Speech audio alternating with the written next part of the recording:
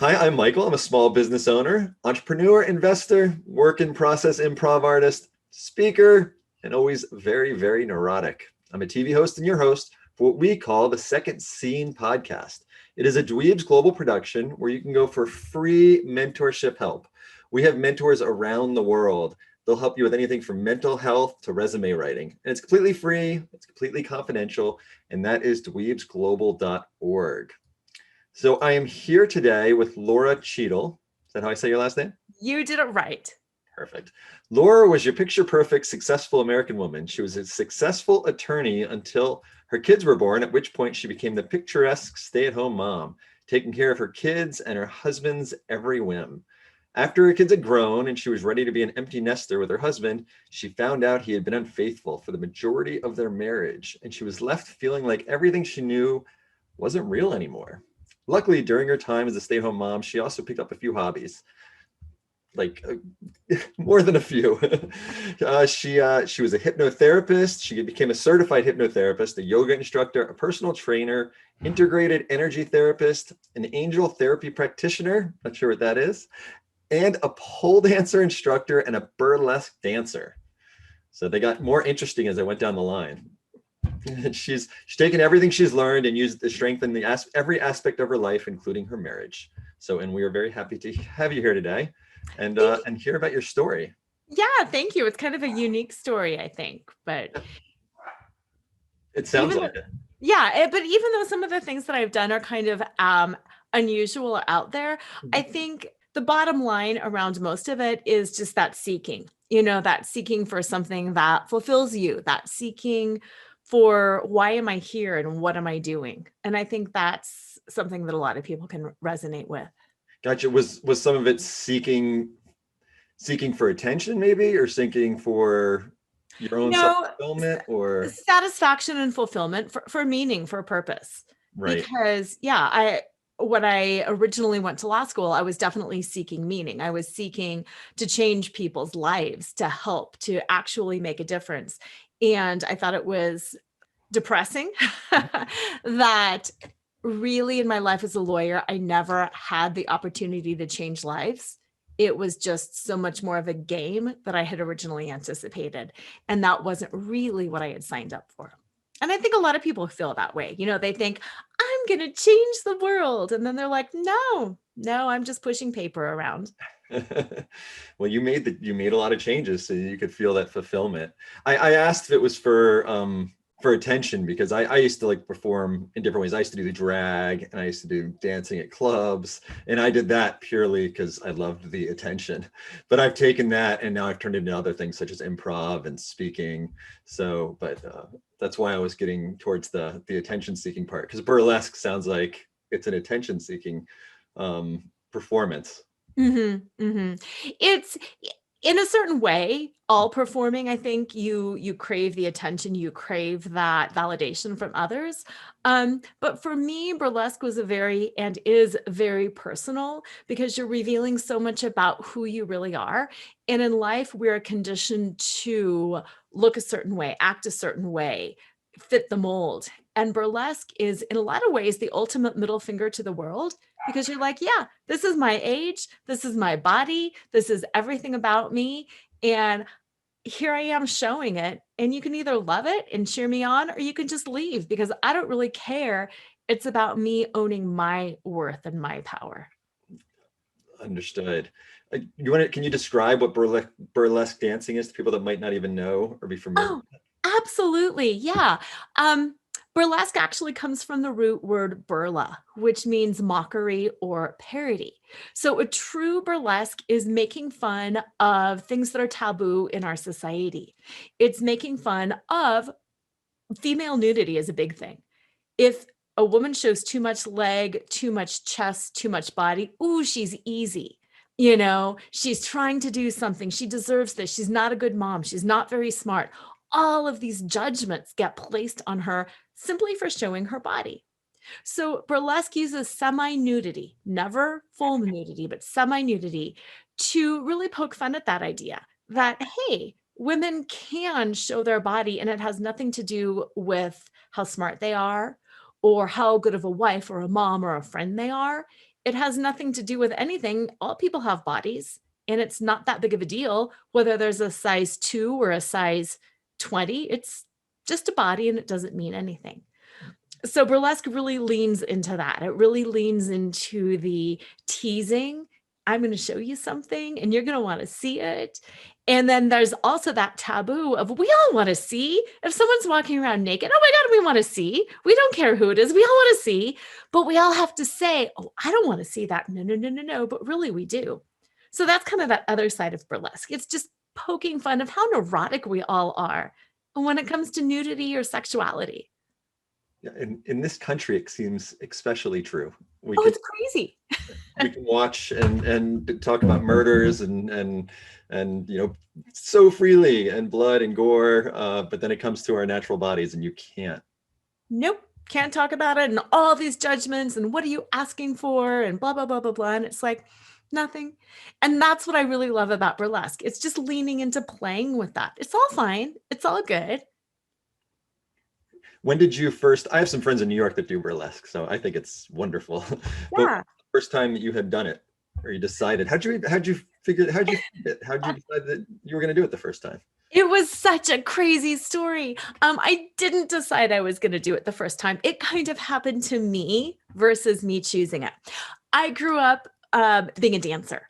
I danced ballet. I danced ballet with Colorado Ballet for a few years. In high school and in college, I was a pom and a cheerleader. So I just, I always loved dancing.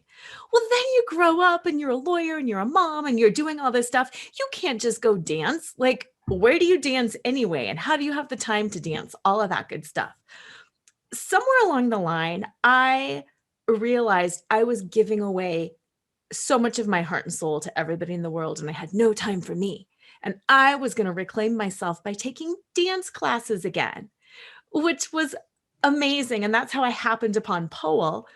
But the dance studio, I mean, I'm still a mom, I'm still working, I'm still doing all this stuff. The only class time that was available was a burlesque class. And I was like, I don't know what that is, but sure, I'll go ahead and take a burlesque class.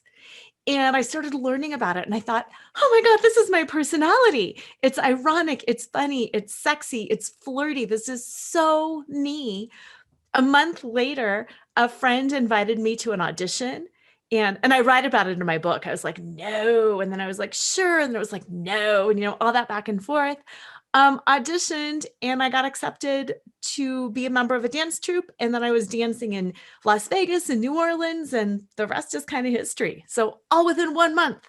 Wow. I feel like New Orleans might be the burlesque capital of, is that true? I'm just Oh, making, yes. feels like, Yes. Yeah. Yeah. That's where I did some of my dancing, because I lived in New Orleans for about 8 months. I love New Orleans. Okay, I did too. Yeah, yeah. The New Orleans Burlesque Festival is huge and amazing. Yeah. I would love to check that out. That sounds awesome. What did your friends think of this? I didn't want to tell anybody at first. At first, I thought people are going to think I've totally lost it. I'm having a midlife crisis. This is the weirdest thing. I don't really want to tell a lot of people. And then I kind of had this switch within me. And I thought, you know what? I don't really care what they think. And that's the whole point of burlesque, is it showing yourself as you are, not as you think that you should be. So it took me a while. And then I thought, you know what? That's fine. And I literally just started inviting my friends to shows. And I thought, I'm a little nervous. Nobody cared. Everyone was like, more power to you. I wish I could do that. Could you teach me a class? Oh, if I come over, will you help? So everybody, I really had no negative pushback from anybody. Oh, that's great. So it was just a fear you had, that didn't come to fruition. That's great. That means you have some good friends. Yeah. I feel like pole dancing's kind of gone more mainstream. There's a lot of pole dancing classes at gyms now. And yeah. It's such a great workout. I swear it's the hardest thing I've ever done. It looks so beautiful. And in reality, it's ripping your skin off and you're bruising your shin. And but it's a great workout. And I'm so happy it's gone mainstream. Yeah, it's wild. I was surprised when I started seeing it around a lot more often, and friends getting friends gifts, pole dancing class gifts. And this kind of led you, I guess, let's go back. So you were married and you found out that your husband was having an affair. How did you find this out? Oh, through a long series. My husband cheated for 15 of our 23 years together with 5 different women. So there was a lot to find out. There were a lot of different layers. And no, I didn't find out all at once. I found out over the course of about a year's time. And it was completely devastating because I thought truly that we had an amazing relationship. I thought we were best friends. I thought we were partners. I thought we were teaming up to do everything together. And we always had so much fun.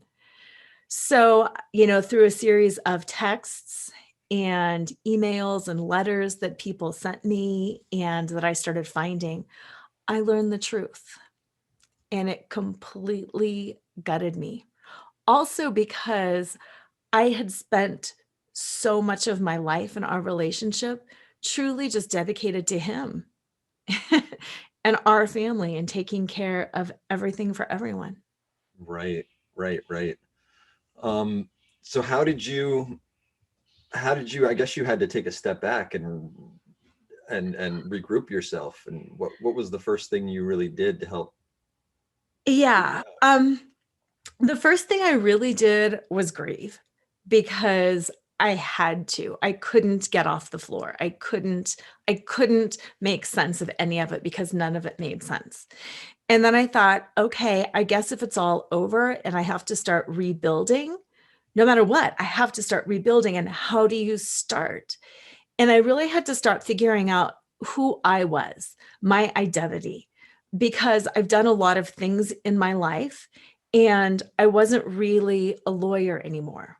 And I thought my identity as this kind of a wife it's not there.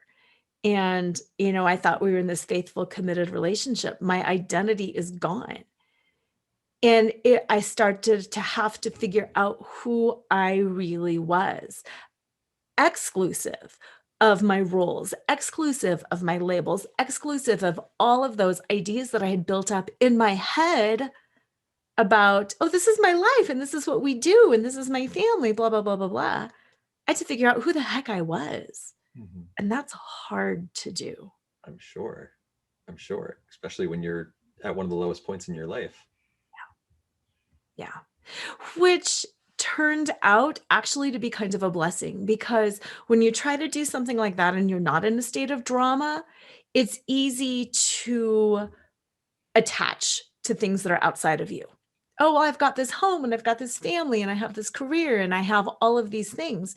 And when it's all gone, you really truly have to go within and say, I have nothing. Who am I? Instead of just relying on things that you've relied on your whole life and that you don't even necessarily realize you're relying on. Right. I'm sure you were, it was probably, I don't know if it was, but maybe easier to get rid of or stop doing things that maybe you were just doing because that's what you were supposed to do anyway. It was kind of like, oh, I'm resetting everything. So let's analyze every little bit of this and figure out what I'm doing just because I'm supposed to, or what I'm doing because I'm actually enjoying life. Yes. Yeah. It was like everything's coming off and I'm starting fresh. So how did you start reconciling with your husband? Um, I really had no intention of ever reconciling with him, as I bet you can imagine. And for the first, month or so, I still needed to understand. I still needed to find out why. And especially being a lawyer. If you tell me what caused this, if you tell me what happened, then I can figure it out, then I can make rational sense of it. And for the first month or so, it was because of you, because, you treat me bad. It was like all of this stuff directed at me. And although a lot of me would take that on like, oh, what did I do? I wasn't good enough. I'm just awful. I'm ugly and I'm gross and I'm a bad wife. And inside I knew, gosh, none of this is true at all. And in the middle of one of those conversations where I was seeking information and he was just telling me it was all my fault, this look came over his face and he just said, none of this is you. None of this is you. You did everything right. I am so broken and I don't know what's the matter with me, but none of this is you. And that was so true and so right. And that opened me up to getting curious about, yeah, you're right, it is. And what was really going on? And what do you need to know and what do I need to know? And it was the curiosity that actually kept me going. Because when you're with somebody, I had been with him at that point for what, 27 years? Just married for 23. But when you're friends with somebody that long, you do want to know what is causing that. I know you've got some problems, but this is extreme behavior. I'm curious. And the more that I learned, and the more that he finally put his ego aside, basically, and just came from a place of vulnerability, then I could start learning and I could start understanding. And I could see myself in his shoes doing the same thing. And for me, that was what really enabled me to reconcile and to go forward, was if I were in his shoes, I could see making that same decision. Has it, I guess it's probably made you guys more open with each other, with wants and needs and everything else in between. Absolutely. Oh, absolutely. Because none of that hiding is there. I mean, that's what I love. Everything is burlesque, you know? And I talk about, like, in burlesque, people wear the corset to hold themselves in. They wear the push-up padded bra to make things look different. They wear the bustle. You add on all these layers to make yourself look different. And that's what had happened so much in our relationship and in everybody's relationship too. He's trying to be this big, strong, all-together man, and it's not true. So he's putting on masks. And then I'm saying, oh, wow, he has it all together and he has total control. I can't show him that I'm falling apart here. I'll just put on another smile and I'll, go volunteer some more and it'll get better. So we're outdoing each other and we're never just stripping down and saying, I can't handle this anymore. Help. Right, right. So how long has it been since all of this happened? Um, Almost 4 years. Oh, wow. Mm-hmm. So it's been a long time. So you've gone through the testing phase to see if the relationship could really survive. Yeah, yeah. And I'm glad you said that too, though, because with any relationship, I think it's so important to continue to take it day at a time and moment by moment. And sometimes people have asked me, how do you know? And are you going to stay forever? And it's interesting because before all of this happened, my response would have been, we're married forever. We're in love. We'll see it through. And after this, it does make you realize, you know what? Things change and people change and circumstances change. And although I really would like it to last forever, if it doesn't, I'm still okay with that. I'm okay whatever happens, because this enabled me to get back in touch with me and figure out who I am and what I want. So whatever works, I'm fine either way. It sounds like you're super comfortable being with yourself, essentially. Yeah. You are. You don't need the attachments. Nope. Which I think makes for healthier attachments. I'm sure it does. Mhm. I'm sure it does. So you've turned this all into a podcast and a book, and I think you call it Flaunt. Yes, I do. Flaunt is, yeah, that's the acronym for what I did to really get myself pulled back together and figure out who I am and what I wanted. And if you'd like, I'll go through the acronym. Please, yeah, I was just about to ask. Yeah, perfect. F stands for find your fetish. And I love fetish because it's such a naughty word.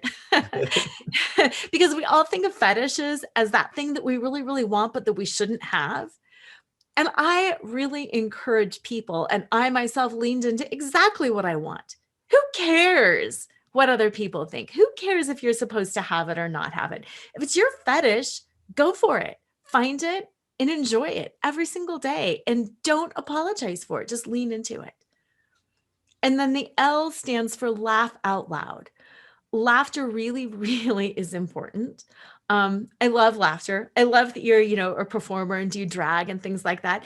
Laugh because it inspires laughter. It inspires creativity. It's passion, it's connection, and it's joy. And when things go wrong, because they do, not if, but when they go wrong, laughing about it brings people in. So laughter is a huge piece. AU is what I call the golden center of flaunt, because that stands for accept unconditionally. And that's truly where all the magic happens. Accepting myself unconditionally, my situation unconditionally, but also everybody else around me. We're only in charge of ourselves. And like through the affair journey, I could choose what I needed to do to heal. I can't make my husband do anything. And so often we're trying to inspire other people or encourage other people or manipulate other people. You know what I mean? Like if I do this, then they're going to do that. And then I'm going to say this and they're going to show that. And that crazy, crazy. All about being, it is. I think there's so much indirect communication that doesn't end up where you want it to be. Totally. Yeah. And that's that accept unconditionally, accept everyone and everything where they're at, not where you want them to be. Then you can move forward. And that's N, navigate the negative. Again, everything is navigation. And whether you're navigating a boat or a plane or a train or anything like that, it never goes in a straight line. You have to go around roadblocks. You have to go over, through. Just navigate. Expect to have to navigate. And just navigate. An example I love to think about, and I always share with my clients, is if you're driving home from work and the road is closed, you would never, not once, not ever get out of your car and be like, oh, not meant to go home today. That's it. I'm not going home. You backtrack, you take a detour, you figure it out. But in life, people are always like, oh, it didn't work out. Not okay. Right. Yeah. And then T, the last letter of flaunt is T, and that stands for trust in your truth. You're truly the only one who knows how you feel, what you think, what you want. Nobody else can tell you if you're hot or if you're cold or if you're in love or if you're happy or if you're satisfied. And you've just got to trust in who you are and what you want. Yeah, it's so hard to even know sometimes, at least for me, like what makes me happy or what is my truth. Like that's hard to find. That's hard to navigating your own. And then you have to do it with two people. Like that's right. It's crazy. But if you do that, if you can do those 5 steps every day, it really does help you at least start stepping forward and finding that enthusiasm for living again. Because for me, that's what it's all about. Who wants to wake up and be like, another day? I want to wake up and be like, yes. Yes, getting up and working out helps me do that. Me too. Gets me past the grog. So you've been working with other people with the flaunt method. Can I ask what are some common fetishes maybe that people are embarrassed about, but now that they've come out and said them, or it might help people to know, and I find it interesting. That's such a fun question. And you know what? It's crazy because so many people's fetishes are really boring. And they think it's like this big deal. And you're always like, oh, tell me. What? That's it? I know you want it to be fun, exciting, and risque. Right. I mean, people will like be in tears that they want to do stand-up comedy, or, they want to do something that just puts themselves out there and exposes them to judgment. And that's usually what it is they want to do something that will expose them to judgment, and they're just terrified of that judgment. Interesting. I guess I didn't think of the word fetish to really go in that direction. So it's almost like my improv you would consider a fetish. Yes, okay. Absolutely. Yeah. And like you do it, but so many people just won't do it. And they'll be like, it's that one thing that I want. And even with working out, I mean, some people would be like, people that want to lose weight. They're like, I want to do this so much, but I can't show up in the gym looking like that. And I have to lose weight before I can get in shape. And it's just, people just hold themselves back. Right. Like it took me 45 plus years to get past that. It's hard. It's hard to get past your fears. That's actually what it is. It's the fears that are stopping you. Yeah. You were so right on. But nothing crazy has ever come up. And I'm like, tell me. Oh, no, I was hoping for like a really exciting chapter that would.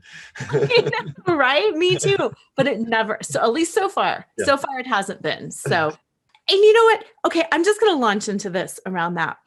The choices that I made in the things that I was interested, you talk about being a fetish.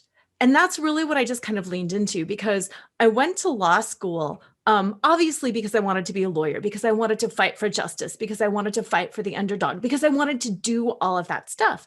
But a lot of that is that headspace stuff. It's check the box, it's do it right, it's file this form, it's very logical and it's very linear. And when I left work, I was disillusioned, first of all. I just had my second baby and my husband traveled nonstop, and it was just ridiculous to try to balance all of that. But that was also me leaning into my fetishes because I had this fun, wild imagination. I kept thinking there's more to life than this headspace stuff. And I want to move into, spirit, and I want to move into the magical, mystical healing arts. And wow, energy is a thing. And it's more than just the kind of energy that we learn about in physics, but it's also more than the total woo-woo concept of ooh. And I thought, I want to lean into this because I think I can bridge a gap there because I'm very much headspace, but I'm also very spiritually attuned, psychically attuned, energetically attuned, all of that.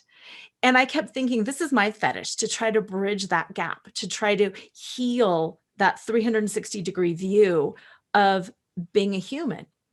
And part of that did come from working with a lot of my clients as an attorney, because people come to you and they want you to solve their problems.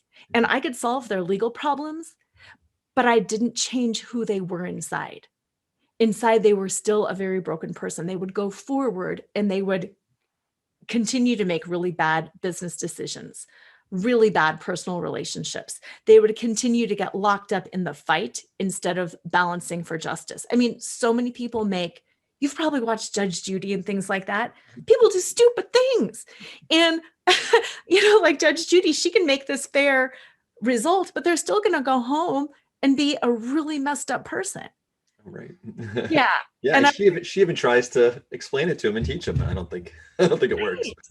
Right. And that was me. I'm like, put me in the human side. Let me start fixing these people, because if I can fix these people, they're never going to need a lawyer because they can figure it out for themselves.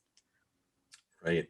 Well, that's wonderful. I completely get what you're saying. Where I'm a computer programmer as well, so things need to be very technical to me, and I need to understand. They need to be scientifically proven. So, more I looked into it, meditation is scientifically proven, and I do think there's an energy that connects us all.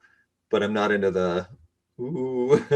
Right. I'm not just going to go poof and fix you. Right. But if we understand, what we're doing, then intention can create. Yeah. So that was that gap I wanted to bridge. And that was me leaning into my fetish of understanding something that I didn't understand and learning more. Got you. Well, this is great. Where can people find you? They can find me all over social media. I think social media is a ton of fun. They can also learn more at my website, which is Lora, Lora Cheadle, CHEADLE.com. And I have a really fun Sparkle After Betrayal recovery guide at nakedselfworth.com. So that is a fun place to go. Okay. We will put those links underneath the podcast, underneath the video. So if anyone wants to find it, LoraCheadle.com, we'll put the links. Let me just end this on the story. I know you had shared a story with me. I wanted you to share with everyone else at one of your burlesque performances. It was such an interesting day. This is why that L laughter is so important. I didn't start performing burlesque until I was 44. And I had always danced, so I'm comfortable dancing, but yeah, you're a little inhibited after being 44 and having 2 kids and all that stuff. But I was like, ooh, I used to tap dance. I'm going to tap dance, and I'm going to do this 4th of July routine, and I'm going to have like pom-poms, and I'm going to have pasties that are sparklers, and I'm going to twirl them all around, and this is just going to be amazing. So I'm up on stage, and there was maybe a 2.5 foot drop to a cement floor, where the kind of like where the mosh pit would be. So I finished my routine and I'm twirling and I'm sparkling. And I think I'm leaping down into the audience and I'm going to do this big twirl finale right there on the floor with everybody. And I leap off the stage. Well, tap shoes on cement is not a good mix at all. And I flew, landed, bam, on my tush. And as I'm going down, everything felt like it was in slow motion. And I'm horrified, I'm embarrassed. And all of a sudden I was like, forget this, strike a pose. So as I went down, I just struck a big pose and I owned it. And it was really amazing because at first everybody's dead silent, like, oh my God, what just happened? And then everybody just started cheering with me. And it was such a beautiful lesson because, yes, I'm still embarrassed. Yes, I still wish it wouldn't have happened, but it's also just that humanity thing. And people cheer, people want to be there for you, and people cheer for the underdog. And everybody's been there. And it just connected us and ended up being a pretty darn good experience. Yeah, But I that's awesome that it's a good memory. That turned into a good memory. That could have been a disaster of you walking off stage crying and upset, and it turned into a great memory. I love that. Right, right, and everybody's gonna remember that. I guarantee other people are still telling that story. You were, I would be telling it if I saw it, so I'll probably be telling it I didn't watch it. To Totally, I wish it was on video. Yeah. I'm gonna have to remember this next time I'm failing or bombing on improv on the stage. I'll have to do something crazy out of the ordinary just to Yeah, strike your pose and keep on moving. strike a good memory on it. It's like well, thank you so much for being with us today. For having me, it was a ton of fun. Ton of fun. So appreciate it. And again, it's loracheadle.com. And again, we'll put the links down below. So this has been a Dweebs Global production. Again, dweebsglobal.org. It's where you can go for free mentorship help. They'll help you with resume writing, mental health, and everything in between. We're every language, we're across like every country. So please go to dweebsglobal.org and they are there to help. Confidential and free. Thanks.